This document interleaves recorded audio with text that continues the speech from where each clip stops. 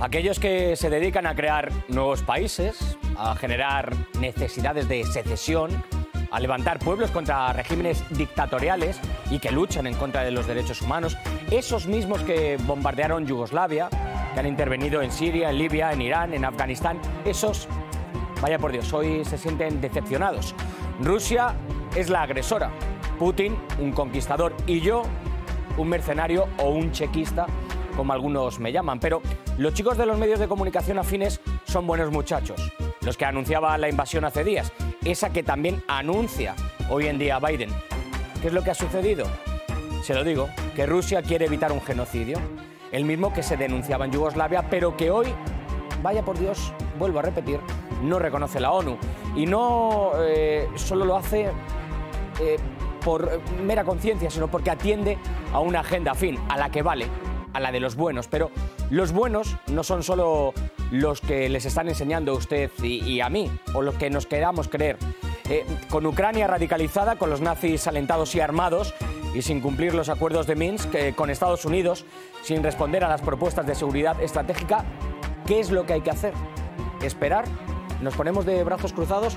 ¿O qué es lo que hacemos? Nosotros desde luego que no, en el programa. Bienvenidos. Hay en juego vidas, y algunos solo piensan en dinero, en gas licuado, en propagar que son los adalides de los derechos humanos cuando son los que más los transgreden. Llegan sanciones. Nada nuevo bajo el sol. Empezamos.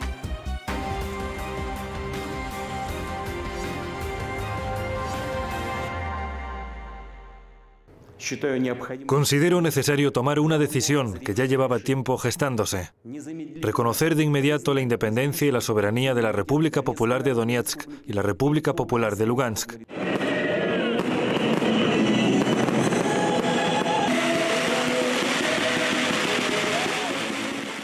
Decisión consultada y tomada, creo que todos ustedes ya la conocen, ya han visto las declaraciones, pero después de eso nos debemos preguntar ¿por qué se ha tomado este camino y qué consecuencias va a tener? ¿Qué es lo que implica una decisión de este calibre? Bueno, en primer lugar, me gustaría, si me lo permiten, ir a los motivos, a la raíz del asunto. Rusia ha estado instando a Kiev, a Occidente, a que el conflicto en el este de Ucrania solo tenía una solución. Y esa solución pasaba por cumplir los acuerdos de Minsk. Y repito que quien debía cumplir los acuerdos de Minsk eran los implicados en el conflicto directamente, es decir, Ucrania y las repúblicas populares de Donetsk y de Lugansk. Pero esos diálogos han sido frenados y torpedeados hasta la saciedad, hasta hoy mismo, mientras a algunos políticos se les ha llenado la boca con esa palabra diplomacia, ¿verdad? La realidad ha sido muy distinta, al punto que tanto el presidente Zelensky como varios ministros de Ucrania ya han declarado abiertamente pues, que no iban a cumplir esa hoja de ruta. En febrero del 2014 en Ucrania se produjo un golpe de Estado que derrocó al presidente Yanukovych elegido democráticamente. El cambio violento y anticonstitucional del poder provocó protestas en diferentes regiones del sureste del país. En abril de ese mismo año, las regiones de Donetsk y Lugansk, en el este de Ucrania, cuya población es en su mayoría ruso parlante, se proclamaron repúblicas independientes. En mayo esta decisión fue apoyada en un referéndum con más del 89% de votos a favor en Donetsk y más del 96% en Lugansk, con una participación del 75%. En respuesta, el nuevo régimen de Kiev lanzó una ofensiva militar contra la población de Donbass, calificándola como operación antiterrorista. Las duras batallas del 2014-2015 y una serie de derrotas de las tropas ucranianas hicieron que el régimen de Kiev firmara en septiembre del 2014 los llamados acuerdos de Minsk y en febrero del 2015 las medidas de su implementación. El segundo documento estipulaba, entre otras cosas, el alto al fuego, la retirada de armas pesadas, establecer diálogo con las repúblicas de Donetsk y Lugansk, su estatus especial, la organización de elecciones locales y una reforma constitucional. Hasta el día de hoy ninguno de los puntos se ha implementado por completo. Bueno, mientras ha estado este consenso, como han visto, congelado, atascado en primer lugar por los aliados europeos que querían presionar a Rusia y en segundo lugar por Kiev, cuyo actual presidente, hay que decirlo, se niega a cumplir lo pactado, los enfrentamientos no han cesado. Muertos y heridos de un lado y del otro, miles de personas viviendo atemorizadas un día sí y otro también. Así que, ¿cómo quedarse, les decía al principio, de brazos cruzados? ¿Qué haría Estados Unidos si uno solo de sus ciudadanos excepcionales, hubiera sido agredido o asesinado en otro territorio, en otro país? Pues ahora calculen en cifras. Millones, cientos de miles de rusos que viven en Donbass. Y se explicarán cuál va a ser uno de los motivos cruciales de la decisión del presidente Putin. No cesa la matanza de civiles, el asedio, el hostigamiento de niños, mujeres y ancianos.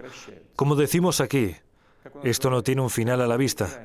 Y los países del llamado mundo civilizado, del cual los colegas occidentales se autodenominan únicos representantes, prefieren no darse cuenta de esto, como si todo este horror, este genocidio, no existiera. Bueno, de otro lado hay que analizar de qué forma las demandas de Rusia sobre la amenaza que comportaría la membresía en la OTAN de Ucrania ha sido tiradas por tierra, ¿verdad? De hecho, ni siquiera han sido ignoradas, simplemente han sido escupidas, como ha dicho literalmente el presidente ruso. Y esa moratoria de que hoy no está en los planes inmediatos, que Ucrania pase a ser parte de la OTAN, parte de la alianza, desde luego no es una contestación válida, porque si no es hoy, ¿cuándo va a ser? Miramos el reloj, mañana, pasado mañana, en unos años, en unos meses, esto no vale, ¿no? Y esta es una cuestión ligada a la seguridad estratégica internacional, a la indivisibilidad de esa seguridad, y más teniendo en cuenta la locura, porque no se puede calificar de otra manera de Zelensky insinuando que Kiev, pues, que a lo mejor quiere tener armas nucleares, ¿no? Se dan cuenta, y se lo pregunto de verdad, ¿se dan cuenta de lo que ha creado Occidente y sobre todo Estados Unidos? ¿No piensan que en esa situación no solo Rusia, que desde luego estaría, se pone en peligro a toda Europa? Con la aparición de armas de destrucción masiva en Ucrania, la situación en el mundo, en Europa, sobre todo para nosotros, para Rusia, va a cambiar de manera radical. No podemos no reaccionar ante este peligro inminente. Sobre todo, repito, tomando en cuenta que sus patrocinadores occidentales pueden contribuir a la aparición de este tipo de armas en Ucrania con el fin de crear otra amenaza para nuestro país. Bueno, y después de los motivos les paso a hablar de las consecuencias. ¿Qué va a pasar ahora? Yo creo que nos lo preguntamos todos, ¿no? Bueno, pues sobre el terreno, desde mi punto de vista personal, lo que se va a hacer es evitar una masacre y no va a haber ninguna guerra, al menos de momento, algo que hasta el propio Zelensky ha dicho, no quiere ningún tipo de intervención, ¿no? Pero a nivel político tenemos ya encima esas sanciones que llevan imponiendo los socios occidentales a Rusia muchos años, desde 2014, y no es nada nuevo bajo el sol, ¿no? Sanciones que llegan habiendo un motivo o sin haberlo. Pero en este caso, Rusia, como ya ha hecho antes, se ha plantado. Así que sabe que sí o sí va a tener que hacer frente a estas medidas punitivas, pero se muestra preparada, desde luego, para asumir el coste. Y esto es un cambio y un aviso. Están intentando chantajearnos de nuevo. Vuelven a amenazarnos con sanciones que, por cierto, seguirán imponiendo a medida que crezca la soberanía de Rusia y el poder de nuestras Fuerzas Armadas. Y siempre encontrarán un pretexto para otro ataque con sanciones, o simplemente lo fabricarán, independientemente de la situación en Ucrania. El objetivo es el mismo: contener el desarrollo de Rusia. Bueno, pues a la luz de esta escalada de tensión, de estos días, del cruce de declaraciones, de las sanciones, de las decisiones tan importantes que se ha tomado, les hemos querido preguntar, como siempre, a ustedes, a nuestra comunidad del Zoom, a través de las redes sociales, Facebook, Instagram, YouTube y Telegram. Se tienen que suscribir a nuestro canal. Si no lo han hecho, recomiéndenlo. Esta era nuestra pregunta. ¿Cree que ha sido acertada la decisión de Vladimir Putin de reconocer la independencia de las repúblicas populares de Donetsk y de Lugansk? El 70% de los que han participado en la encuesta dicen que sí, que con eso se evita además una masacre, mientras que el 30% dice que no, que Rusia lo que ha hecho, el motivo es para anexionarse territorios. Como siempre les digo, nosotros en el Zoom no traemos a cualquier personaje, a personas que puedan opinar sin tener ningún fundamento, no traemos a todólogos, lo suelo decir una y otra vez, así que tenemos a dos personas que saben y mucho del tema, que lo están siguiendo de cerca. Hoy tenemos el placer de contar con Hassel Paris, politólogo y periodista, y también con Benjamin Notton. Hassel, muchísimas gracias por venir con nosotros hoy al programa. En primer lugar, te quería preguntar a ti, Hassel, ¿había otra posibilidad, viendo la situación que se estaba dando en Donbass, viendo que no se cumplían los acuerdos de Minsk, viendo que había persecución a tantos miles y miles y miles de personas, ¿había otra solución que no fuera la de reconocer esta independencia y evitar una masacre como ha tomado Rusia? Pues era muy complicado. El verdadero interés de Rusia habría sido que las repúblicas de Donetsk y Lugansk permaneciesen en Ucrania con una cierta autonomía, pero integradas en un Estado ucraniano. Todos los esfuerzos de Rusia desde 2014 han ido dirigidos en ese sentido, en el sentido de que estas provincias orientales pudiesen enviar sus congresistas y senadores a Kiev y pudiesen retornar a una cierta normalidad sin tener que partir a Ucrania en dos. Sin embargo, la situación ha probado que esa solución óptima de Rusia no es posible, y no ha sido posible por los intentos, los empeños de Estados Unidos de romper la Europa del Este en dos, de partir Ucrania en dos, y de la OTAN también de jugar con las aspiraciones de Ucrania a acceder a una alianza hostil a Rusia. Entonces, digamos que el plan óptimo de Rusia, que Ucrania pudiese seguir siendo un espacio de equilibrio entre los occidentales y la minoría rusa, ha sido frustrada por interés de Occidente. Y esto contrasta mucho con cómo en los medios de comunicación se presenta este movimiento de reconocer las repúblicas como un éxito de la voracidad de Putin, cuando no es más que un fracaso de la diplomacia occidental. Claro, es que eso es lo que estamos leyendo y lo que está viendo gran parte de nuestra audiencia o de la gente que está consumiendo un día y otro estos medios mainstream, ¿no? De la corriente que les está nutriendo, ¿no? En este caso, ven, Imperio Ruso, vuelta a la Unión Soviética, invasión, no sé si vuelven los zares, si tenemos de nuevo una conquista, las guerras relámpago, incluso, no sé, se estimaba hasta con algunos mapas de guerra relámpago. Vaya histeria que se ha formado, y yo creo que el asunto es bastante más serio como para estar frivolizando con todo esto, ¿no? Sí, exacto. Hemos visto aún otro ejemplo de cómo los medios occidentales, en particular en Estados Unidos, solo sirven los intereses de la política exterior de los gobiernos occidentales. En particular, hemos visto cómo los llamados periodistas, entre comillas, en New York Times y los otros grandes medios de Estados Unidos solo repiten lo que dice la CIA y lo que dicen las agencias de inteligencia de Estados Unidos. No tienen que publicar pruebas, solo dicen que según estos espías desconocidos, no vamos a nombrarlos, según ellos, Rusia va a invadir ese día, y obvio, Rusia no invadió. Entonces tenemos que entender que esta es parte de la guerra mediática, la guerra de información de la OTAN contra Rusia, y es una guerra de carácter no convencional.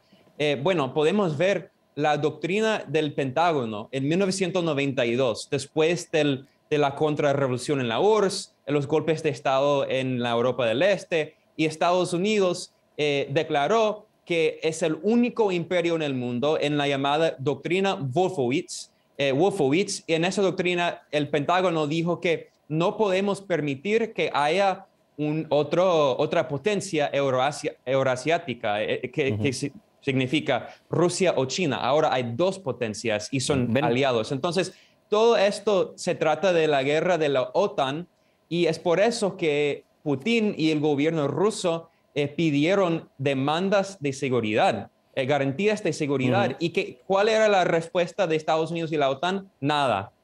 Eso es lo que hemos visto, un silencio. Enseguida vamos a hablar ahora de estas garantías de seguridad, pero hemos hecho un pequeño reportaje desde redacción muy bien elaborado por nuestro equipo, en el que sobre todo hacemos incidencia en una cosa, y es los acuerdos de Minsk.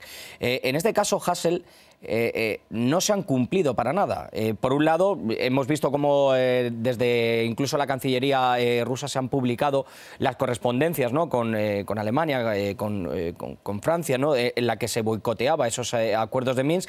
Zelensky no ha querido cumplir lo pactado, y hoy ya se ha confesado, desde luego, que no existen los acuerdos de Minsk, pero porque hay una parte que no ha querido cumplirla, ¿no?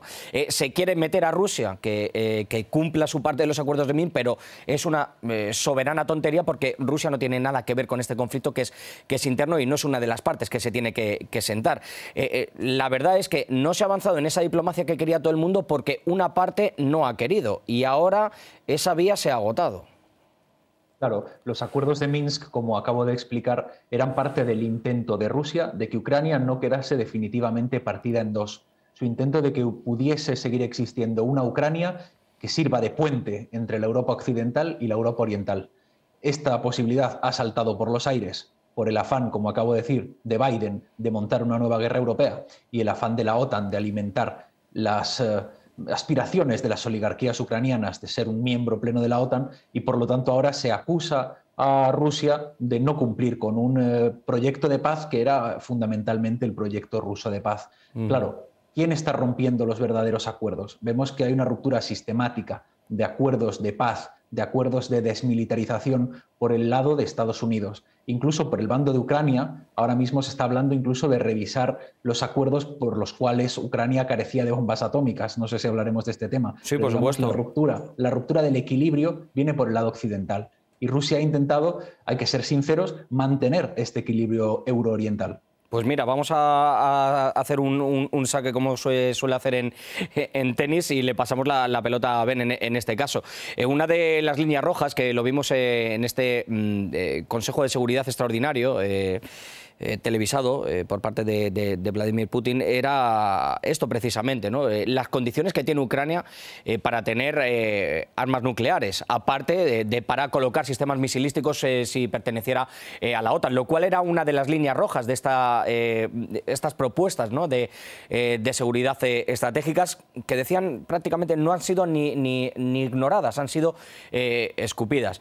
Esto es una realidad y Ucrania se ha convertido, en este caso, si tuviera, no sé, una arma atómica, porque tiene potencial para hacerlo, hay que decirlo, en la Unión Soviética era una de las zonas que más potencial tenía desde luego y para desarrollarlo científicamente, se ha convertido en un peligro no solo para Rusia, sino para toda Europa y para todo el mundo. Es decir, a Irán se le está prohibiendo, pero bueno, Ucrania ahí lo soltamos y que salga lo que sea, ¿no, Ben? Sí, exacto. Y estamos hablando de la peor amenaza que existe. Entonces, cuando Rusia dice que está hablando de garantías de seguridad y Estados Unidos y la OTAN rechazan todas las demandas de Rusia, es obvio que quieren amenazar a Rusia hasta con la guerra nuclear. Y no solo con eso. Mira, un ex agente de la CIA y un ex funcionario del Departamento de Defensa de Estados Unidos acaba de publicar un artículo en un periódico muy importante en Estados Unidos que se llama Foreign Policy, es decir, política exterior, en lo que dijo que Estados Unidos tiene que librar una guerra no solo contra Rusia, sino también contra China, con amenazas de ataques nucleares. Lo dijo abiertamente en uno de los periódicos más importantes en Washington. Lo peor de todo esto es que ya ni se esconden, Ben. No, exactamente. Y cuando Rusia dice que necesita garantías de seguridad y la OTAN la rechaza, es un ejemplo de la agresión por parte de la OTAN, no por parte de Rusia. Es por eso que Rusia no tenía otra decisión.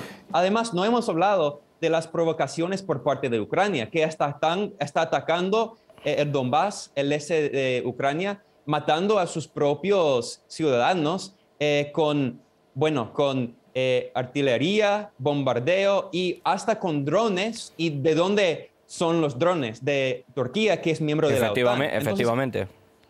Lo que estamos viendo es masivas violaciones. Es una provocación lo que estamos viendo en las últimas horas con muchísimos ataques. Hemos visto la evacuación de civiles y le quería preguntar a Hassel, vaya cómo es el doble rasero, ¿no? Me venía un poco a la mente una portada de un periódico de España, Hassel, tú que estás allí, del ABC, cuando Javier Solana ordenaba bombardear Yugoslavia. Se hablaba de persecución, se hablaba de genocidio, de las libertades que iban a tener unos ciertos ciudadanos. Y cuando cita esto Vladimir Putin con la gente que está viviendo en esa zona, en Donbass, y que está siendo perseguida, hostigada y atacada, hoy incluso desde Naciones Unidas se dice lo contrario. O doble rasero o cómo nos tomamos el derecho internacional. ¿Depende de cómo nos levantemos o qué es esto?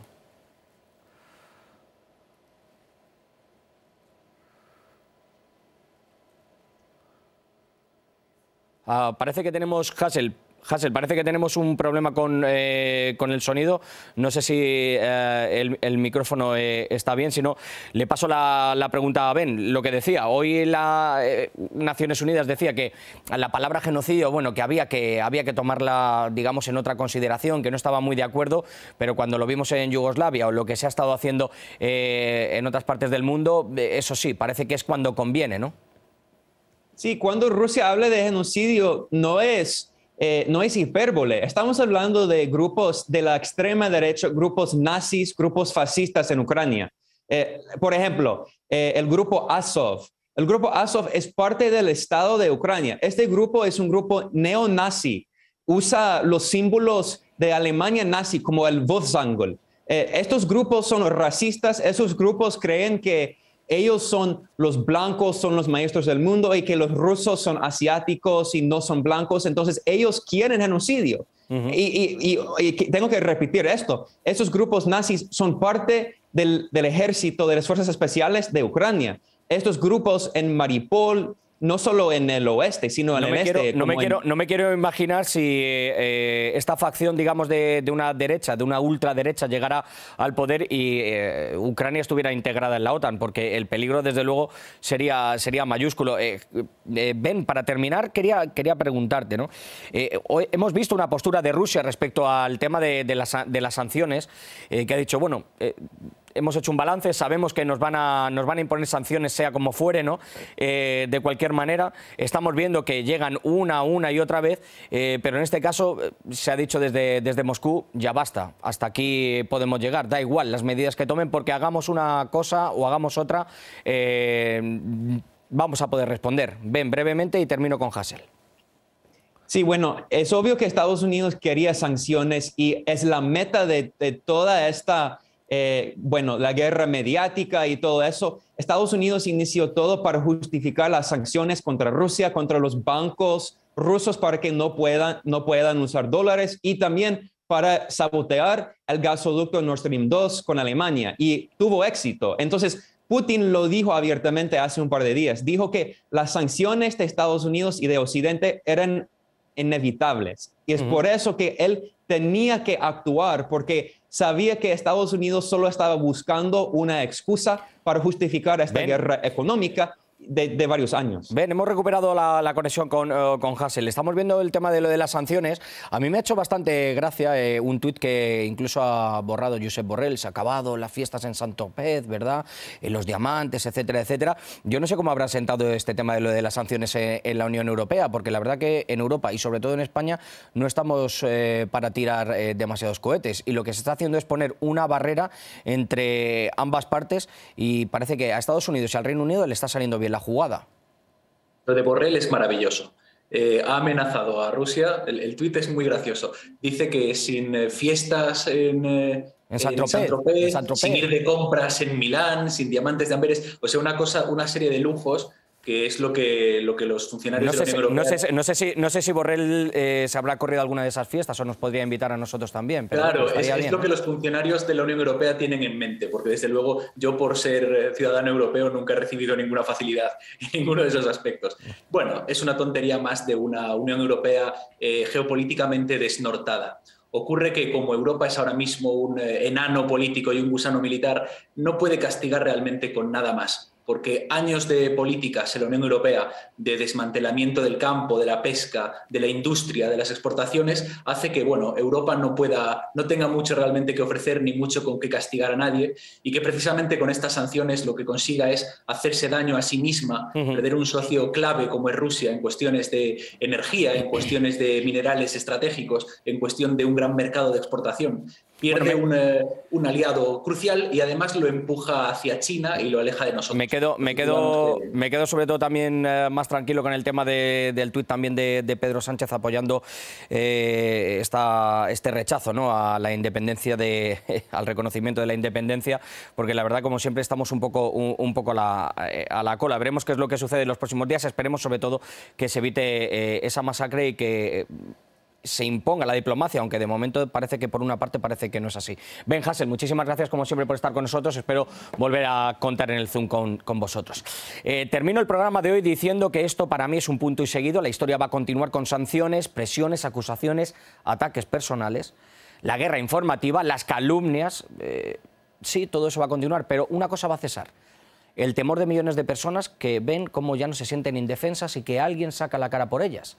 La vida de niños, de mujeres, de jóvenes, de hombres que se han visto durante años perseguidos y que tenían el riesgo de la muerte muy cerca y que todavía hoy lo tienen con los ataques que se están dando, ¿no? La decisión de reconocer la independencia hará a más de uno pensar en un ataque, en esa gran invasión, ¿no?, Claro que Rusia va a recibir un castigo. Si no era por esto, era por otra cosa, son las sanciones. Pero esos mismos que lo están infringiendo, que lo van a infringir, son aquellos que lanzaron bombas, como repito, en Yugoslavia, alegando los mismos motivos: persecución, torturas, muertes para las legítimas aspiraciones de unos pocos, ¿no? El doble rasero es la doble lectura, es lo que se nos vende. Las aspiraciones en Siria de unos pocos sí eran defendibles.